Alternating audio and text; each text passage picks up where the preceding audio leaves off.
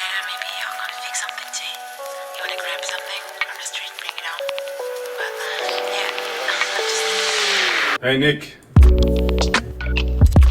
Yeah, it's so good to get on a live chat and just hit record, c'est la vie, who cares what happens next. It's actually been a format that I've been wanting to do for a long time. You and I have had so many conversations. Every single time we get together, like the less we're trying, the more gold comes out. And I mean, we used to have like hour-long conversations, and I would say, "Fuck! Imagine if we had recorded that." And no one ever gets to see like the really human side of us, because we put on like almost a not a mask, but like a professional demeanor, and then we hit record, and everything's curated. And it takes when we do that. I'm just gonna close these curtains. Yeah. Go for it. Yeah, I'm here. You there? Yeah. And it takes something away from it, man. So it's nice to just get on unscripted. So the reason I rang you up short notice like this is I was actually invited onto a podcast. When was it? Yesterday or the day before. And the questions that were leading were, this guy was it was a pretty interesting conversation. He was coming from the perspective of the hero's journey, but then he reached for what was comfortable to him, and he started talking about the characters Sam and Frodo in their journey on the Lord of the Rings. And the irony is they're both heroes and they both have merits to them, but their journeys were completely different. The one came back absolutely shattered and knackered, and and could never heal and had to eventually move on. And as we were talking, I was just glibly and effortlessly like pinning the tail on the donkey, explaining which part of which archetype each of those two were at different parts of the story arc. And it just turned out to be such a rich, fun conversation. It reminded me, I think probably about a couple of weeks ago now, I hit something up on Facebook to you guys, and I said, what were your top 5 movies? The top, like if you had to go into like an Armageddon bunker and you had 5 movies that you could take with you that could give you the feels. And it isn't always about what a review magazine would say is the best movie, or it's the ones that make you feel epic, the ones with those scenes in them, or the story in them, or the certain character in them that scratch. We spoke about you mentioned the feels, man, and that's one of the reasons I feel so strongly, specifically about watching certain movies and scenes, because I'm at a stage in my life where, man, I've tuned myself to become so sensitive that if I watch a movie that's too evocative or too intense in some way, or too violent, or the themes are too big for my mind to really like deal with, it costs me. Because I'm living those events on the screen. I literally feel like I'm living those events on the screen, and. You spoke the feels, man. You know, like there's this phenomenon that everyone knows about when something happens and you say, "Oh, that gave me goosebumps," right? And I've always wanted to know what that is, because I believe, I have a theory that it's a clue to something. That it's a clue to, like I said to you once, I believe that it's your soul's recognition of something, and when that happens, it's a very clear indication, hey, sit up and pay attention to this. This is important. Because I can't think of an evolutionary reason for you to feel like this weird tingling throughout your body and the goosebumps on your skin when you see something evocative. It doesn't really make sense to me. I'm sure some fucking Sam Harris character or some Richard Dawkins character will come and explain away the magic in some super dry way and ruin it for everyone. But yeah, please don't. I might be that also. Yeah. Just let me have this one thing.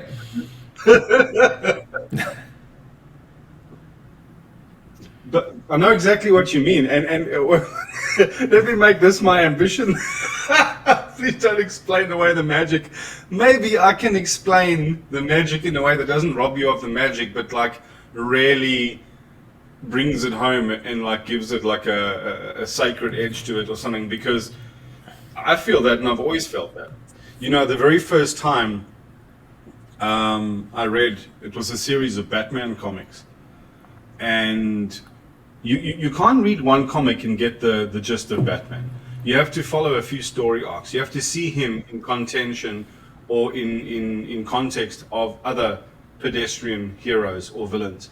You have to suddenly realize his disadvantages and the way he's tackled things and his ethos. And once all of that becomes established, and then you read one comic story, like literally a couple of panels, and something happens. I had exactly that same thing. I didn't always get the physical goosebumps, but something makes you sit up and notice something inside of you, like plucks a chord, and then there's a voice inside of you that goes, that's it, that thing, whatever that is, that mystique, that woo. But we've always had that as a kid, even with some of our trope heroes. Like when your cool character out of the A-Team or Knight Rider, whatever it was, we knew that this guy had some ace up his sleeve. And then the baddies come in and they mix it up. And then when that guy hits that red button, or when the settling torch comes out and they're going to put, armored panels on the van, then the background music starts. It tells you that moment's arrived. And then you get like tippy taps. You know what tippy taps are? Yeah. When dogs are excited, they're going to go for a walk. They're like, I used to feel like tippy taps inside of me, like, ooh, here it comes. Spock's going to reach out and give that guy the Vulcan grip. Then we're going to see Nachandi Papa dance. And I used to get so excited as a young person. And the sad thing is, we become jaded and we get less and less and less of these. And when we take on family responsibilities and stuff, we don't give ourselves the license to get excited. Like, you ask me often, am I excited about coming to Hawaii? And I go, no, man, forget about it. Like, when I'm there and my wife's arrived and the kids arrived and everyone's safe and we didn't lose a pram in the bloody lost luggage in Sydney, and when all the drama is over, I'll give myself permission to get excited. So we become jaded, and I'm just thinking about the last time. I actually want to talk about that panel in the. Well, yeah. Just before you go on to that, why it's one of the things that.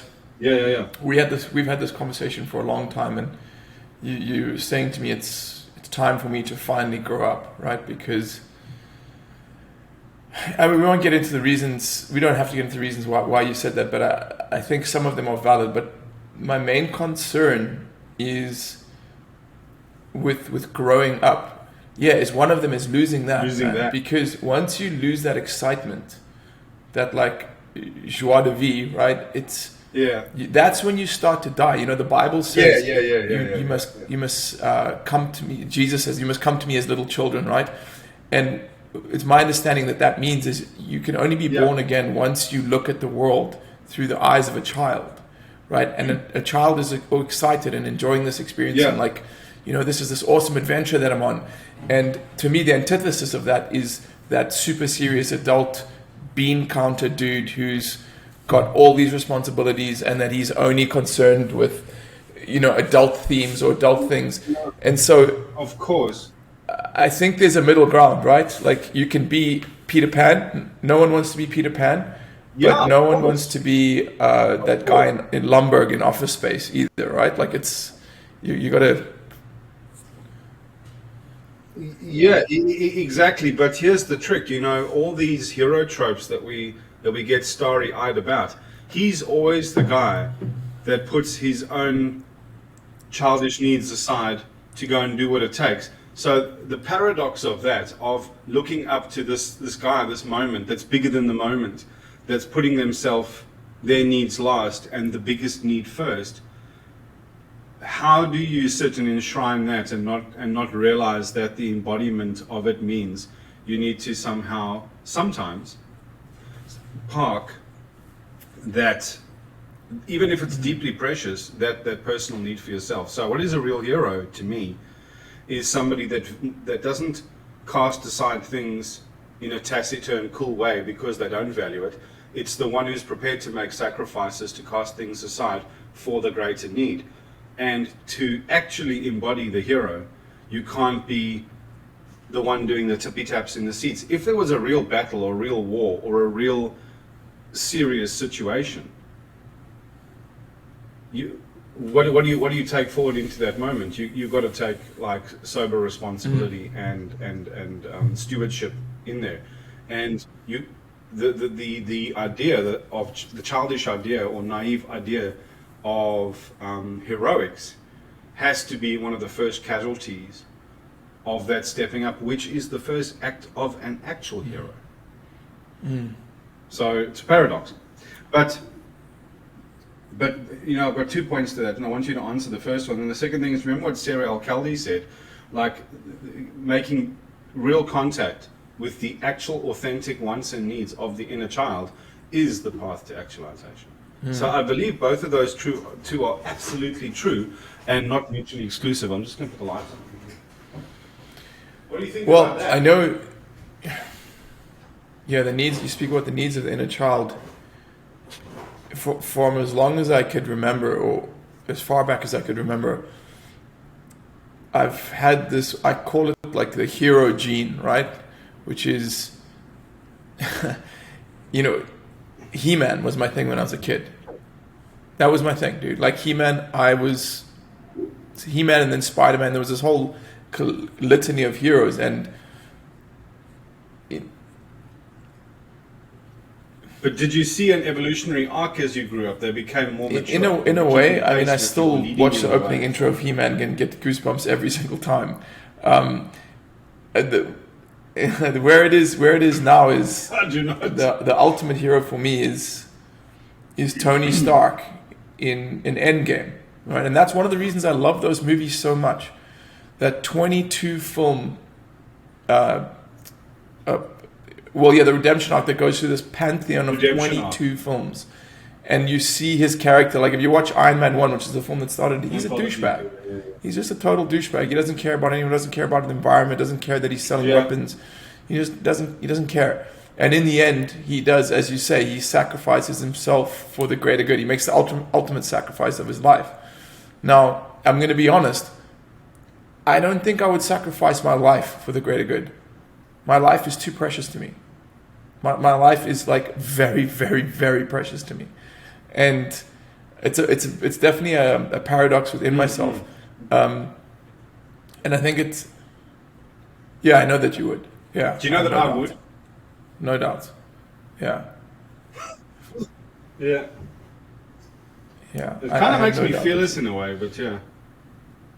Yeah, you need to value your life more, bro. Yeah. I do value my life. I value the gifts of my life, and it's just the placeholder for what I long for. So I think this is what I think, right? And it's an idea that I picked up in my book as well. This idea of placeholders.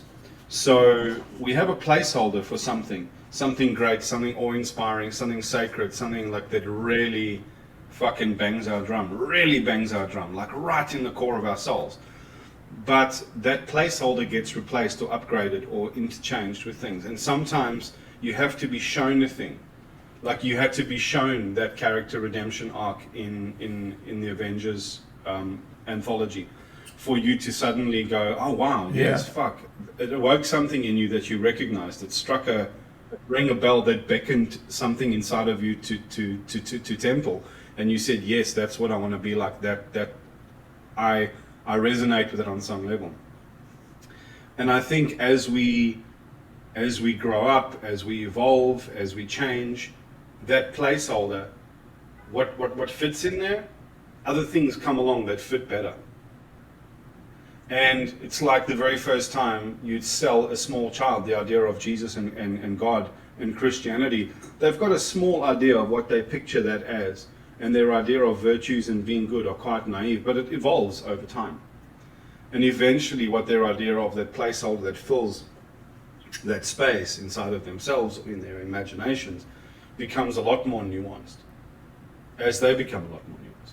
So I think the last sort of corner I turned was I was actually, I had the pleasure of eating edibles, and I was listening on my own to an audio reading of Khalil Gibran's The Prophet, which I told you about.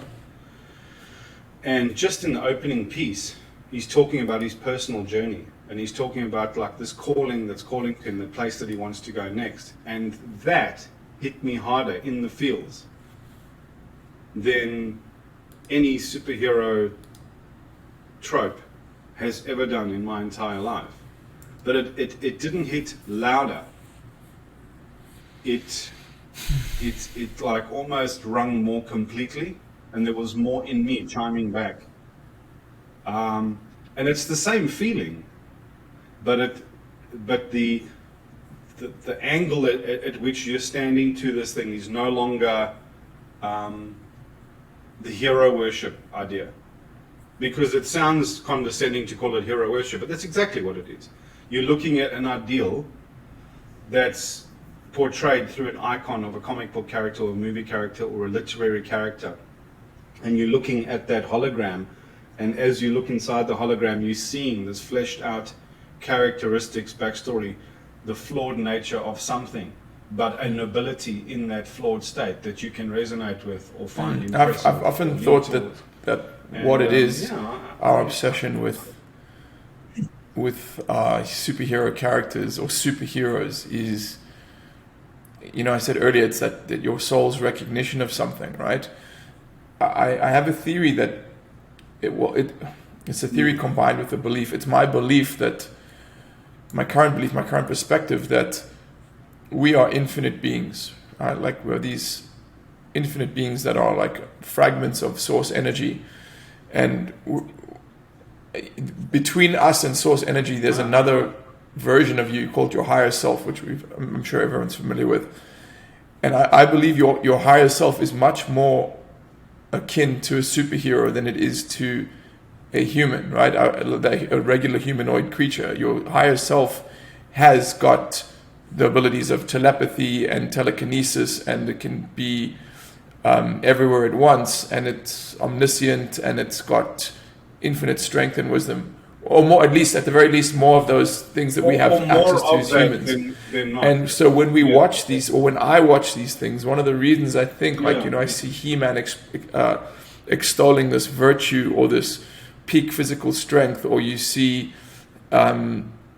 Tony Stark displaying this unbelievable genius, or you see, we could go on and on, but these superheroes all display these virtues or abilities that are beyond, or either beyond mortal men or extraordinarily uncommon when it comes to mortal men. And so you, as this little avatar human, it flicks something, a recognition and an understanding deep within you. You're like, oh, there's something to this. Why am I so intrigued by this? Like there's something to it. That's what I believe. Yeah, maybe an invitation to kind of to strive towards. Yeah, interesting. Or something. Yeah. Exactly right. But it makes you wonder about some of the, which I can only ascribe the word genius as appropriate. The people who create, invent, curate these stories, bring them to us, bring them to life, either through originally comic books or even in original, to me, I believe genius. The stories that genius is just a clear signal to the source, right? That's all it really is, and so that would explain why these things resonate with us, because these people are channeling directly from the source, and it's being filtered through the media that they create, and then we consume that, and we're like, we kind of get our own little micro channel to the source vicariously through their creations.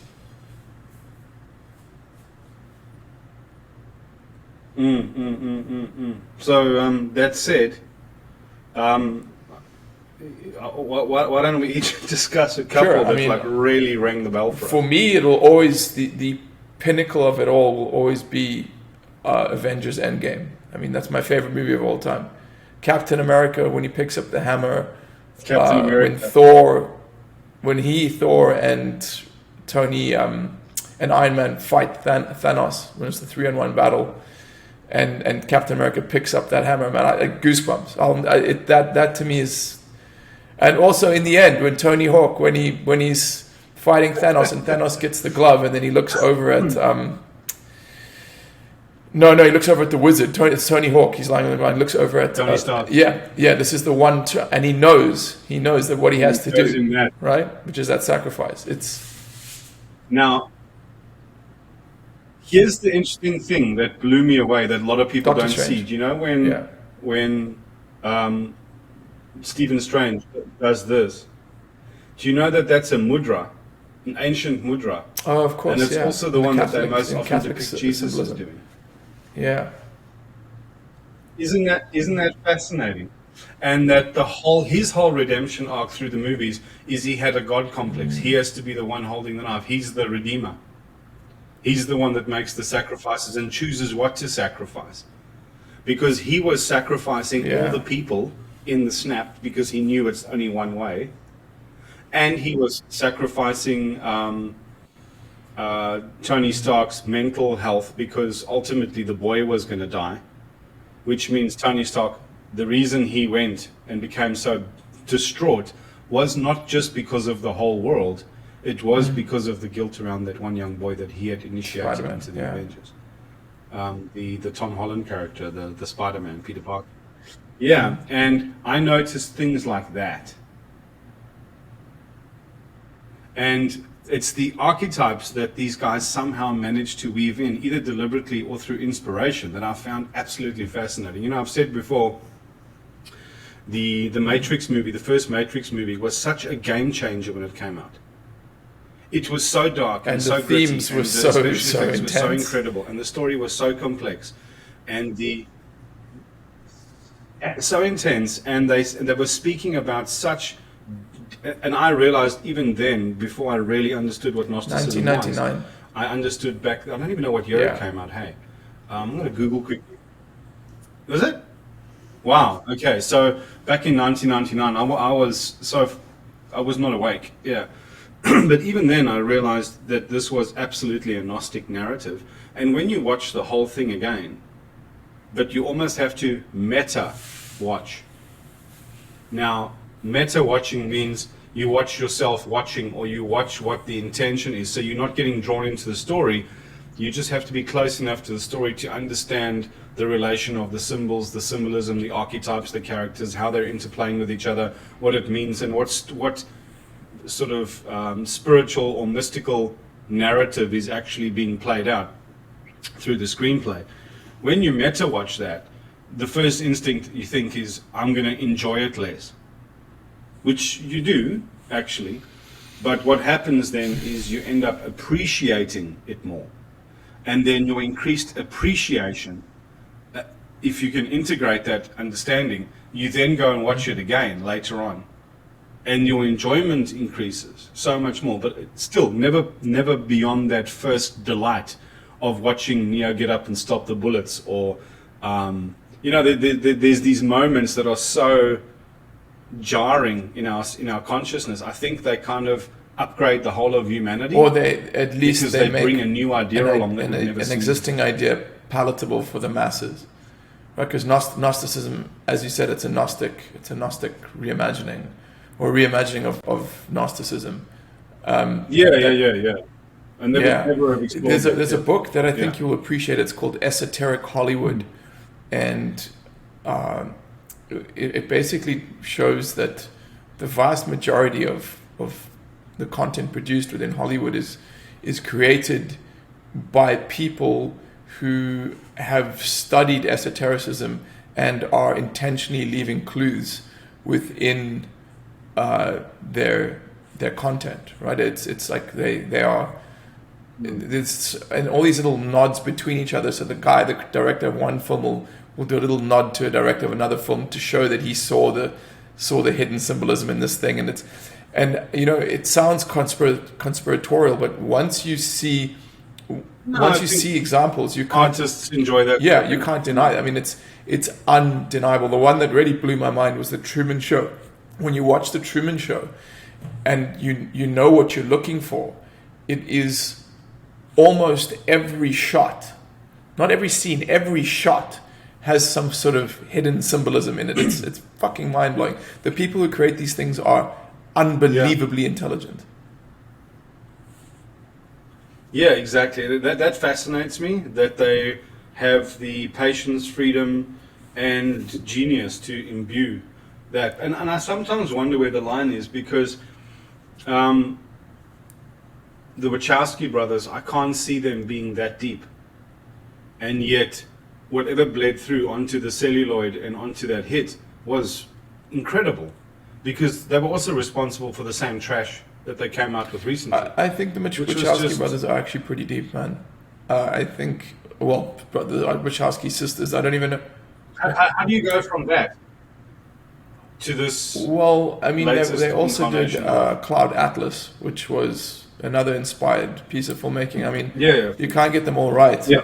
I haven't even watched the latest one. I don't want to. I don't want it to ruin The Matrix for me, because it looks like utter dog shit. It's not a bad movie. It's just not in the same caliber. I'm going to avoid that one. So what's your iconic scene, Rocco? There was things that gave me like really strong feels, like but they strange. They're atypical. To be fair, you are quite atypical. Yeah. So there was those couple of scenes in The Last Samurai where he has those fights that he premeditates before they happen. There was. I'm just trying to think. Like, there's certain scenes in Sin City that just lean so far into their genre with such authenticity that you just enjoy the moment, because they're not holding back for fear of pleasing an audience or pandering to producers. They just lean balls in. 300 was a bit like that. It had these epic moments of, like, where he kicks that ambassador into the pit, or where they're standing against those soldiers. You know, one of the coolest ones is they're in that line at the hot gates and they're getting pushed back, and then suddenly Leonidas, he just calls out a call, and then they change gear, and they change gear from enduring the assault to becoming the assault, and 300 Spartans push back, and they just move like one, and they take that step forward. And it's just such a decisive trope inside of me. I understand, because I've made those steps inside of myself. I've held ground and thought that I was being noble, and you know the kind of journeys I'm talking about, right? And you reach this moment where you just meta watch yourself giving ground, thinking that you're being noble and heroic and gritting your teeth and all the rest of it, and you suddenly realize, I'm ceding all my power, I'm exerting none of it, I'm empowering the thing that's pushing against me, I'm creating this whole illusion. And then you just like flex, and the power that comes out of you and the movement goes forward is captured poetically in that moment, in that movie. And stuff like that, like saying 100%. shivers up my spine, because I feel I'm it. with you. I feel it. You know, So I have a meta meta example of that, feeling it and using it. That scene, there's another scene in Endgame where Captain America, he's just been knocked down by Thanos. Iron Man is out, Thor is out, so it's just Captain America, and he's had the shit kicked out of him, and he's down. And Thanos' whole army has now come through those gates, those teleportation, those portals, and they're amassing in front of him. And it's impossible. It's impossible odds. And I remember, man, when I'm kind of tired of talking about this, but it's just such an important moment in my life. It's such an important example. I remember very clearly, after my divorce, I was leaving my house, and I was due to leave. I think it was a Tuesday or Wednesday morning. And everything had been packed up or sold, and the car was packed, and it was the morning I was due to leave, and I couldn't get up out of bed, bro. I couldn't get up. I was sleeping on the floor, on a little mattress on the floor, because I was just sleeping in the study. It was one of the few pieces of furniture left, and man, I couldn't get up. I couldn't fucking get up. I was like, I couldn't marshal the internal fortitude. I couldn't pull myself together. And I was lying on the floor. I reached over and grabbed my laptop, and I put on that scene, right? And in that scene, Captain America, he gets up, and that gives me goosebumps now. That gave me the inspiration to get up off that fucking ground. Do you know what's so poignant about that is if you look at just the archetypes, like the genius is clocked out, the true God is clocked out, and all there is just the man with a broken shield and a defiance, and just going, not today. Fuck, bro, you're gonna make me cry. That's not today. Yeah. Because that's the epitome of this thing that I say when I say no one else is coming. Yeah. It's like, I wrote this thing. I'm actually going to read it out now. I said the waves keep coming always. All we can do is say not today. Life throws wave after wave of ordeal at us. The difference between an ordeal and a trial is not the circumstance, it's how we choose to face it. They say only a fool turns their back on the ocean because the ocean is relentless, capricious, and unpredictable. But when you are adrift in the ocean, the open water of life, no matter which bright horizon you aim to face, your back will always be to the ocean, and you can be caught unawares from every direction, even from below. And all we have is love and defiance. It will not be enough forever. But today, it is enough for today. That stance is what makes of the ordeal just a trial.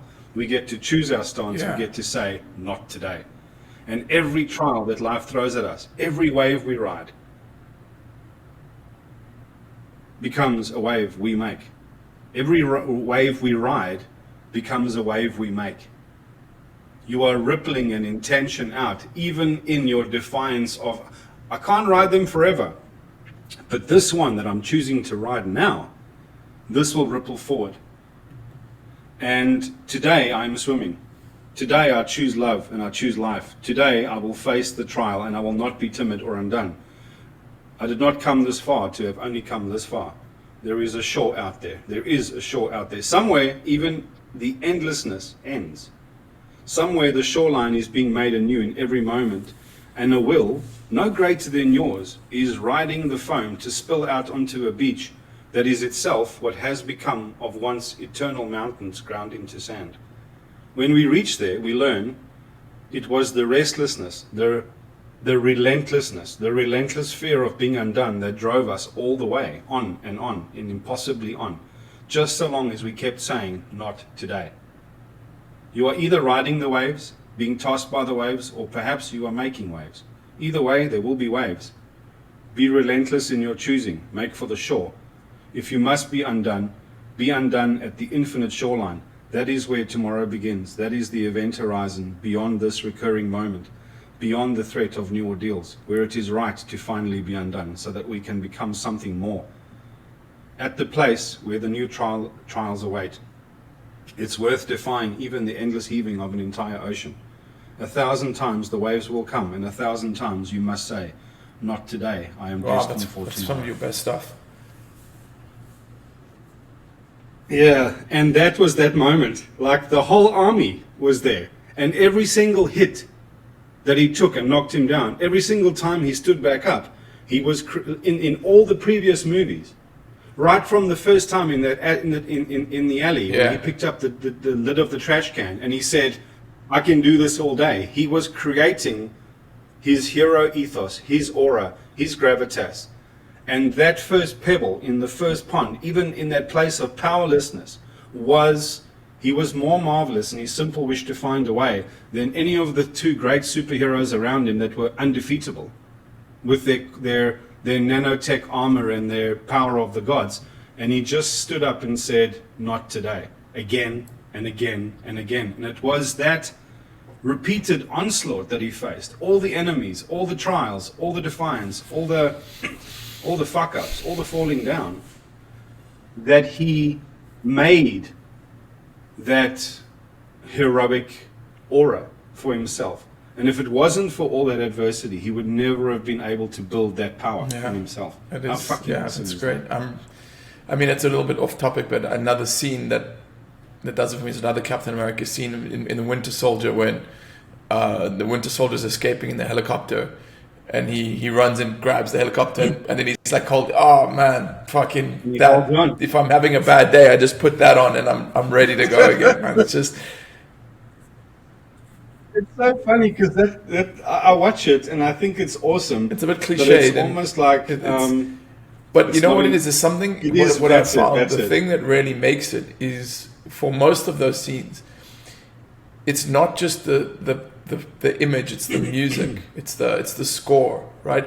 There's in that Whole thing's particular put scene together. that I just described, there's a very specific swelling of the music as he's got the helicopter and the pole and he's holding on. There's like this, man, it really, like, I can literally feel my body starts to prepare itself for like battle or something. It's great.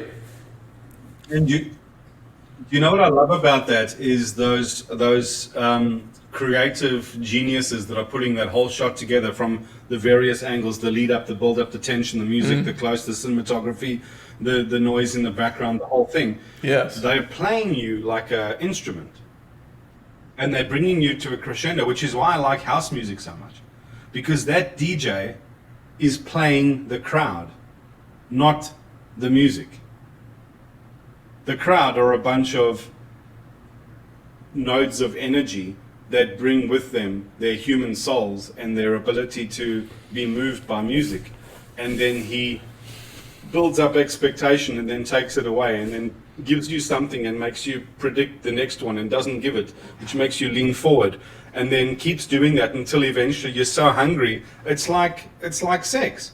It's like building up and building up and then hitting the orgasm. It's not just the orgasm, it's the build-up, it's the participation, it's the anticipation, and the fact that someone can do that to another human soul or a room full of human souls, to me is just, what a fucking power. What a power. Speaking about archetypes, the DJ is the archetype of a shaman. Marshalling the energy of the tribe. That is a temple, and people are correct and resetting the energy of the tribe. Because everybody gets into consensus and gets into harmony and then gets given like a signature or a message or a signal that they're all resonating with at the same time. And if that's not the definition of power, not for yourself, it's but so cool. for Reminding others, me of what is, dude? I remember That very is so clearly powerful. one night I was at Burning Man, and I remember the DJ. He had such a mastery over that crowd, including myself. And those are some. To be honest, that there's a documentary. It's called Digital Awakening. Oh, sorry, I apologize. It's called Electronic Awakening, and it's all about. It posits this theory that, quite literally, the DJ is the modern shaman, and that this worldwide movement of taking psychedelics or mind-altering substances and going and listening to thumping electronic music, which is analogous to the tribal drum beat, is calling to something ancient within us. And Correct. man, I can believe it, because I've been in some of those situations when you feel like the crowd, there's this energy. I mean, it's I can feel it in my body now, and there's this beat, and this guy and the lights, and like it's building and it's building it. It's communion, and it's communion. Those are peak experiences, and you've just reminded me I need to book my ticket to go see Ben Bomer again next month or in September. When is September? Unfortunately, Because it's I'll be September there the 25th. beginning of September. But yeah. But Nick, my chosen modality when I've gone into ceremony, especially ones that I curate, it's not corn rattles and it's not icaros and corn rattles. It's very sophisticated electronic music, because I believe that is the purest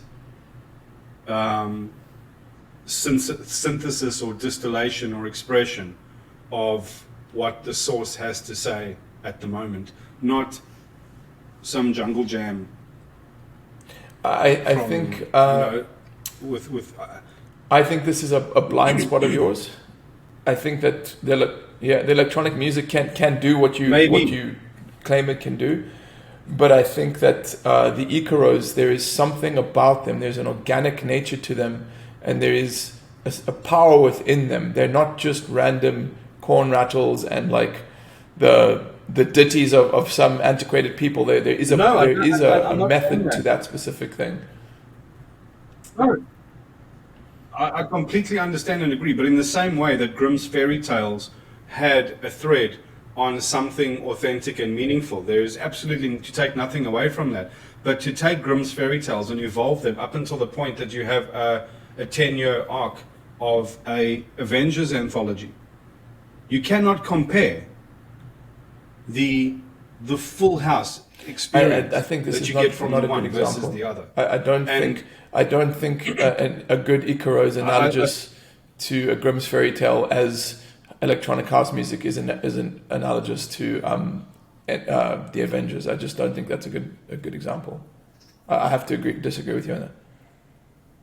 So if it is a blind spot, it's one I'm happy to be like surprised about, number one, but also I was happy to make the Well, let's sacrifice. see. You and go and that I are way. going to have an experience quite soon. We won't put any liability on either of us. But say again. We shall see what we see. We will see. We will hear what we will We shall hear. see what we see. And we will be what we will be. Yeah. Yes. Hey, there's a just to get back to the original spirit of this whole thing. When I texted everybody and asked them what's your top 5 movies, there was Top Gun 2, which I haven't seen yet. There was The Godfather. There was Heat.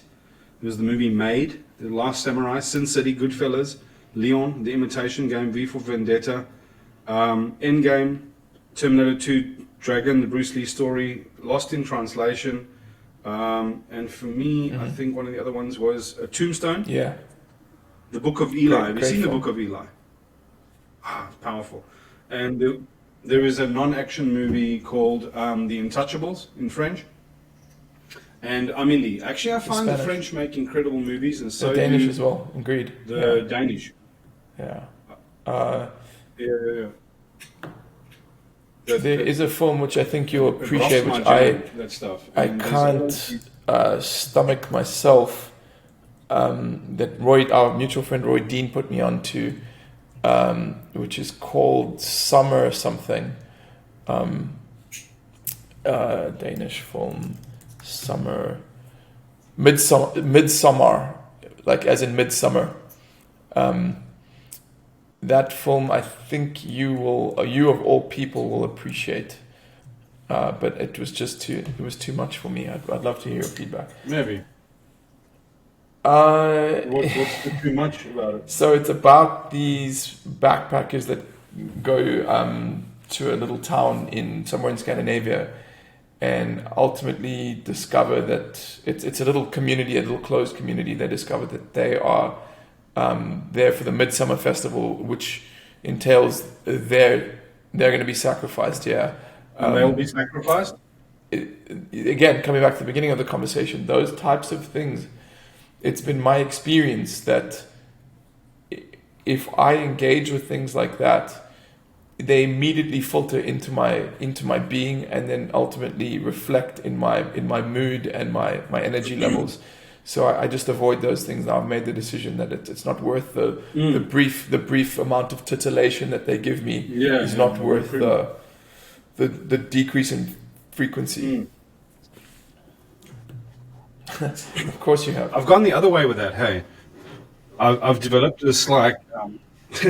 No, I've developed this. Come on, Nick. Why you gotta do me like that? I've developed this skill that I mentioned. Habit, skill of meta listening, meta watching. I can't do it with music so much, especially if I'm in a hypersensitive space, like working with psychonautic mind states. Then I'm very. I've got to very carefully curate what I watch and listen to in that space. But day to day, it's almost like it's almost like a martial stance or a sensitivity or a kind of pre-screening that happens that everything comes in. It comes in first only to the myself, but never gets let inside the house. So it's not even allowed on the porch. Like it stands on the dirt outside, and I can look at it, it's something watch that you have it, conscious control send it over. away, bring it in, take a bite. I don't believe that that's the way. I know, but when you develop the conscious control, so you don't believe it's possible until you start doing it. I still don't think. I mean, I think your subconscious is far more impressionable, and I think it bypasses when you see a picture of a dead body, right? Like that is something that is so visceral and so deeply ingrained in the human psyche that you can't put up a psychological barrier or gate. It just goes straight in. It goes through your eyes into the subconscious, and you can't say, "Oh, this isn't affecting me." Like I disagree with you on this, Rocco. Like, but if you claim you can do that, respect. I know. But give me time, and I'll talk you around, because I'll also show you small examples of how you can do it. And like anything, once you practice something, you get better at it. And look, and you still have to curate what you even allow to approach the front porch. So if you're just going to go on Reddit and go and look at whatever's there, especially if it's like grayed out and then you click on it and it's too late to unsee, then you're a fool. But if you know what the movie's going to be about, or if you know, you can start telling if it's the kind of tone that you can synthesize or contain. And if it's not, you back away. I mean, it's a bit like jiu-jitsu. Like the very first time somebody was razzle-dazzling you on the floor, you just, it feels like you're surrounded. But slowly it doesn't. And then, but there are also fights or roles that you won't have. I mean, if you see like a 6'8" guy built like a linebacker that's a spazzy white belt, and he's got a penchant for cranking necks, you're not going to go there. It doesn't matter. You're still going to make your calls, right? And you're not going to put yourself in line for that. So, kind of movies I probably won't watch are things like The Human Centipede. Yeah, fuck that, man. Fuck that shit. Or even Natural Born Killers. The gratuitous nature of it. The fact that the violence isn't telling a story. It's there to see how much you can squeeze into one film. It's pushing the human psyche to the edge of snapping. There's no art in that. I won't watch it. A quote in my book, funny enough, that I'm reminded of, which is... it's the heading. It is. This is a product placement of Nick's book, Aligned. It says, "The Modern Man's Feed Guide your to-" mind with the good, the clean, the pure, the powerful, and the positive." And the quote is by Zig Ziglar. That's what I've chosen to do. I don't need to feed my mind with junk food. Whether or not I burn that junk food off through exercise, or if I have a fast metabolism as you do, I'm still not putting it in my body, right? I'm not feeding my mind with that stuff. That's the stance I've taken, and I don't think it's going to change anytime soon. No, sure. I just, for the interest's sake, going to tell you about my stance and why it's different and why I choose it. It's enlightenment, I don't believe, is a state of achievement. I believe it's an act we do, bringing light to dark places.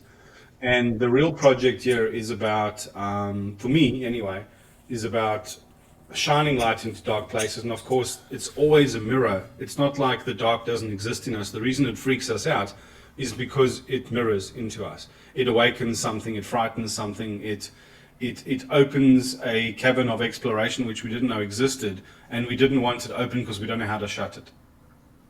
And slowly but surely what I've been doing is I've been doing more of that exploration and mapping and more of that allowing, and it helps me with client work. It helps me with my own facing of the darkness in humanity and with my own shadow processing.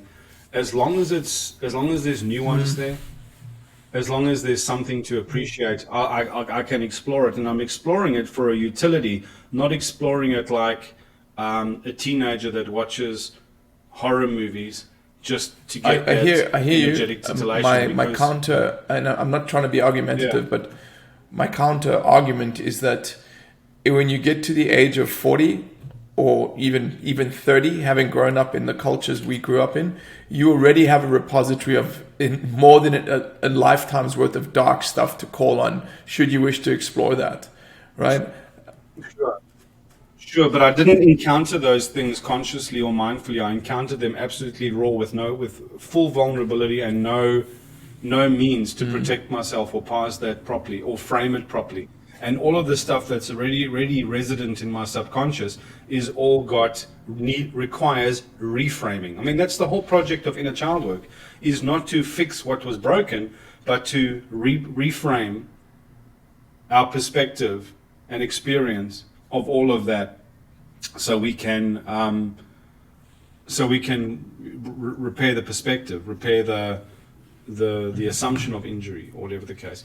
And in the same way, processing shadow, doing something subconsciously and having no means to process it versus doing it consciously and having the means to process it, I would rather have a map of that darkness and be able to navigate it in the service of mankind than have no map, because I'm choosing to always look away. That's I would rather hire you as the navigator.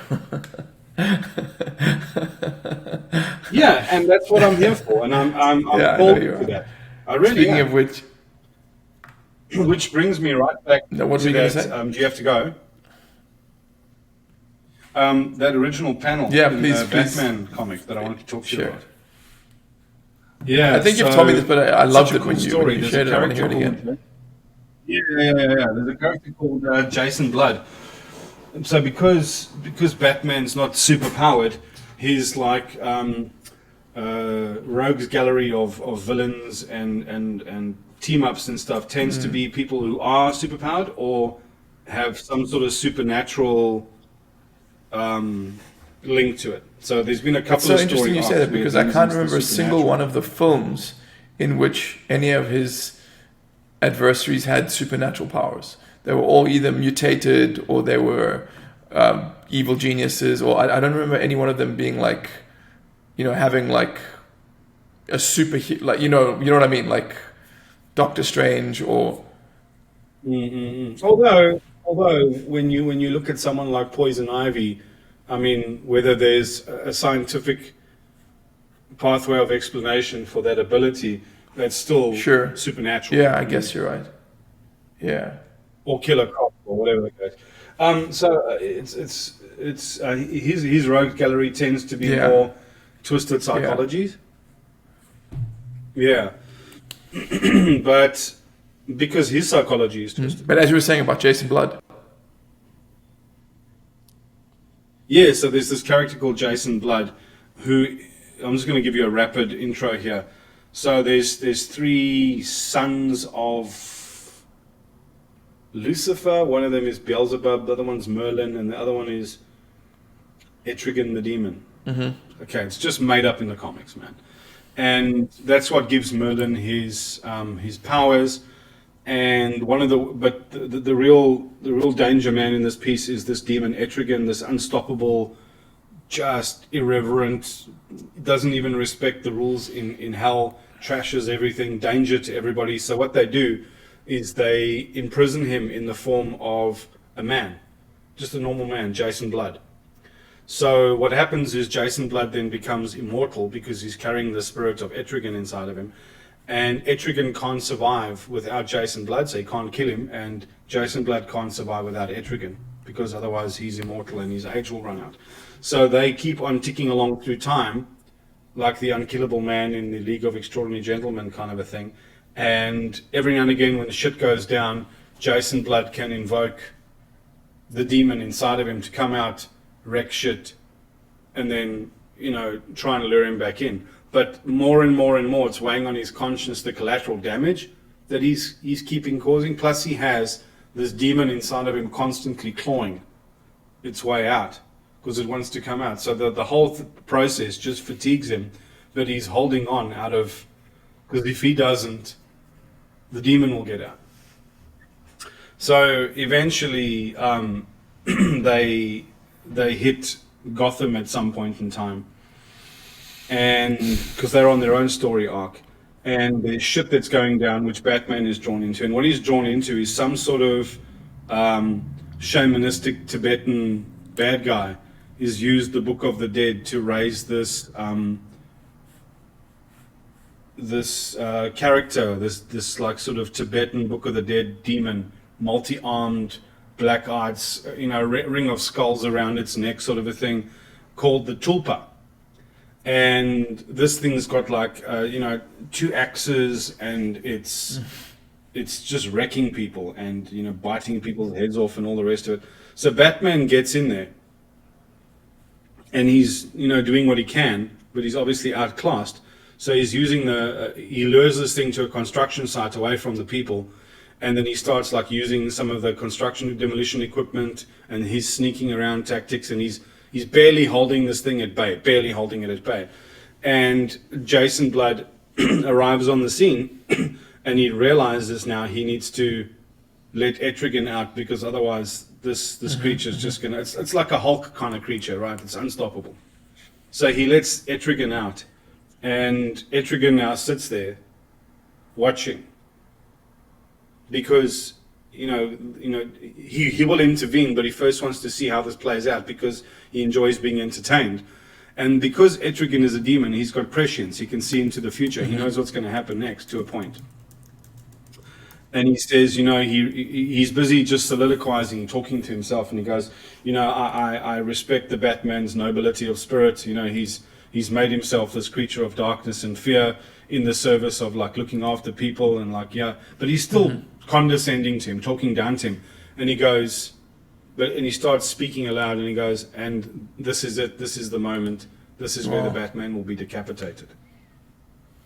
And you can see like the support characters are like, oh my God, surely not. But they know that they believe Etrigan because he has this prescience.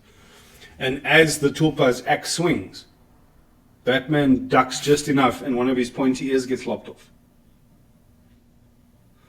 And the Etrigan, the demon, weighs in and absolutely fucking eviscerates this Tulpa.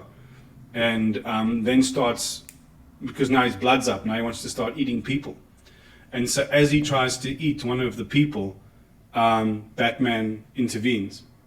But of course, Batman was outclassed by this Tibetan Hulk character, so he's completely outclassed by the demon Etrigan.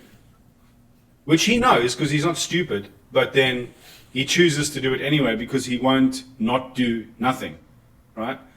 And the demon's blood's up, and his arrogance is up, and he's the epitome of every character. Once they get animated and justified, they're above everything and everyone else, and all of their behavior from here on out is justified. And he's so frustrated or insulted that this insect is now daring to touch him. So he rushes Batman, and Batman, in his absolute last move, he does like a, what the comic books would have considered some kind of a aikido redirect, and he throws Etrigan into the wall, which is just a temporary reprieve. And Etrigan grabs him, even more insulted now, and starts choking him out, just sitting in mount, squeezing him. And with a last bit of, as he's dying, Batman throws both of his hands up and catches the demon on the sides of the ears. And the demon sits up. And you can see now something awoke up inside of him. He's curious, he's interested. And then, things calm down, and he's agreed now to go back inside the body of Jason Blood. He's not going to kill anyone now. And he walks up to Batman, who's banged up. And he says to him, the next time he is lamenting being imprisoned inside the body of a human, he'll have some sort of comfort knowing. That's great. Yeah, that's so good. Yeah. Wow. I know. And then there's always this like subtle hint of the fact that Batman's this like character that like broke his own limits of his destiny and became something a little bit greater. There's always this little tiny nod all the way through all the stories about how the superheroes with incredible powers respect him because he's dangerous. and because he has some kind of an edge, and his edge is in his Iron will. iron conviction, his, and you can see why it appealed to me. His Right, defiance, exactly yeah. right, and his defiance, and his Yeah. I'll find a fucking way. Yeah, and you know what everybody else says can't be done, he's just going to go and do it. And it was epitomized there. You know, Man, I for me. gotta So go download some comics on my really new stuck iPad with now it. that you mentioned. I haven't read comics for a long time. I think I'm gonna start with that one. What is that? What is that arc? Yeah, there's some great ones. I'll have to have a look. I'm gonna Google it real quick. Batman. Oh, okay, yeah. I think it's called Yeah, The Demon and the think I Bat. noticed that. Batman and the Demon. Batman Demon. It's just Batman Demon. Batman Demon Pulpa. I'm trying to find Detective Okay. 601 to 603. So Batman had two primary comic book arcs. The one was Batman, and the other one was the detective comics. It was literally called I didn't know Detective that. Comics, Is that- which is that's what what it DC stands stands for. Yeah, so in the beginning, in the birth of comic books, there was, people were having cracks all over the place. Certain things were becoming popular and were getting popularized and pushed or promoted. And then at some point in time, there was the satanic panic, and they avoided certain concepts and themes, and which is why Superman had his fight against the Nazis, which is why Captain America came up, which is why Captain America stopped being a super soldier, because during the war on drugs, the idea of him having interesting. super soldier serum was seen as performance enhancing drugs. So they had to keep changing these story arcs to keep adapting to the political climate, because there was these mums Fucking groups retards. that were getting TV shows cancelled, and right, yeah. And so what had become popular at one point in time was literally detective comics, like Dick Tracy kind of stuff.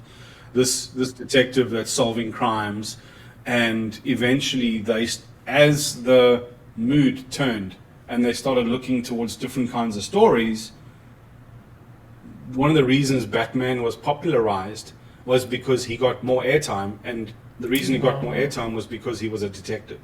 He was never jacked and built fighter. He was an acrobat, like a kind of Zorro character. And I noticed that solved that like was Sherlock quite, Holmes-y kind of thing. that It was element more of the character was quite prominent in this latest Batman film. They really leaned into it. Yeah. Yes, exactly right. Exactly right. Which is why Pattinson didn't take steroids and get jacked up, because he said that would have been antithetical to the ethos of the Bruce Wayne character. So he actually played it really, really, really, really true. So then what happened is they kept on buying property rights to other characters or developing their own. But what happened, obviously, as you know, is when Burger King gets going and McDonald's gets going, it's if there was just one, they would kind of be lame. But it's the fact that there's a competition against the two that means they keep trying to up the game, and that's what drove the competition up. And it's Marvel versus DC buying different characters, hiring different writers. The writers would move from one to the other, and they had so much fun writing this kind of character that they went and invented a mirror image of that character over there. That's why there's so much similarity between the two. Or they would see that the audience was enjoying the Playboy billionaire, so they had a Playboy billionaire. Well, they kept on just stealing each other's ideas. And ironically, I looked at a shootout one day of who had done it more. Marvel has, No shit. by far and away, stolen and copied ideas that There's nothing new under originated the in sun, DC, right? like a lot more than the other direction. Yeah, exactly. But still, mate, if you look at DC's contribution to Abysmal, movies, it's dude. been Yeah. fucking abysmal. It's Batman and nothing Abysmal. else. It's so embarrassing. Well, even I thought The Dark Knight was good, but I thought it was a good movie. I don't think it was a good Batman movie. Sure. The Batman that got released recently was a good Batman movie. Well, there has I never been disagree a with good you. I think Batman movie made Begins before. was wonderful. One of my favorites. But it wasn't a good I guess, Batman movie. yeah, It was a good movie. I don't know the character as well as you do, but I mean, It's not. It's not. It's, you see, now I know the character and his ethos and all the rest of it, Yeah. and it's like the Adam West shit was a joke. Even Michael Keaton, as much as everybody loves him, fucking joke. It's just trash. It's campy Yeah. trash. The guy couldn't move, and Yeah. he had these like clunky one-liners. Just no, nothing was respectful about the original ethos. Gotham City, in sparkling daylight, in The Dark Knight Returns and all the rest of it. It was a good Chris Nolan movie. Brilliantly acted, great characters, excellent exploration of the story, excellent redemption arc, just stunning movie, top to bottom. Great musical score, great acting, great screenplay, great development, great villains. Yeah, Everything was great about it. It just wasn't a Batman. Rocco, it's been fun talking to you, my man. I Yeah. really appreciate you. it's, Yeah, we broke the 1 hour, deadline. 5 minutes. we broke the ceiling, the glass ceiling. We were 5 minute, 1 hour virginity cap. Yeah, I knew you had it's it in good you. talking to you. I knew we were going to get you there It's good talking sometime. to you, brother. You wanna stop by later? Maybe I'm gonna fix Yeah, up the likewise, tea. man. You wanna grab something from the street and bring it out? But yeah, I'm just